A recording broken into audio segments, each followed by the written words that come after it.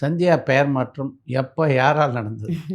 சந்தியா வந்து ஃபர்ஸ்ட் என் பேரு ரேவதி. ம். அப்புறம் எனக்கு பேர் மாத்துறதுல சுத்தமா இன்ட்ரெஸ்ட்டே இல்ல. நான் ரொம்ப ம். நாளா அப்படியே கூப்ட்டு திடீர்னு பேர் மாத்தணும்னு சொன்னோனே, இல்ல இல்ல முடியாது அப்படின்னு சொல்லிட்டேன். அப்புறம் அவங்க வந்து, "இல்ல இப்ப நீ ரேவதின்னு பேர் வச்சேன்னா, அப்புறம் உன்ன எல்லாரும் குட்டி ரேவதின்னு கூப்பிடுவாங்க." பிகாஸ் ஆல்ரெடி ரேவதி மேம் இருக்காங்க இல்லையா? ஸோ குட்டி ரேவதியும் ஒருத்தர் இருந்தாங்க.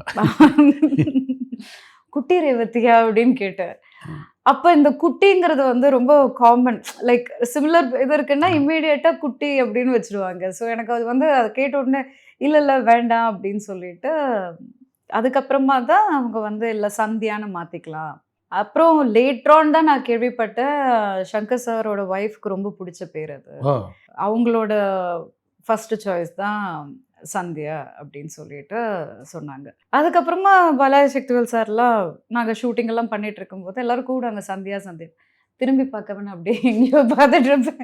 அந்த பேர் எனக்கு பழகுறதுக்கே எனக்கு அவ்வளோ நாள் ஆச்சு. ஸோ செட்ல ஆல்மோஸ்ட் ஒரு 20, 30 டேஸ்க்கு அப்புறமா நேம் டிசைட் பண்ணி அப்புறம் எல்லாருமே அதே வேணுன்ட்டே கூப்பிட ஆரம்பிச்சாங்க அந்த பேர் பழகுறதுக்காக.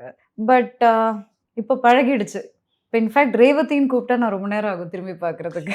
அப்படியா? என்னதான் கூப்பிடுறாங்களான்னு. ம். பிகாஸ் வீட்ல என்ன அம்முன்னு கூப்பிடுவாங்க.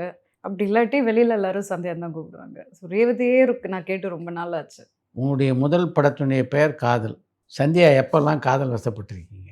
இருந்திருக்கேன் சார். இருந்திருக்கு. ஒரு 2, 3 ரிலேஷன்ஷிப் இருந்திருக்கு. ஐ மீன் எதுவுமே எனக்கு ஒர்க் அவுட் ஆகல.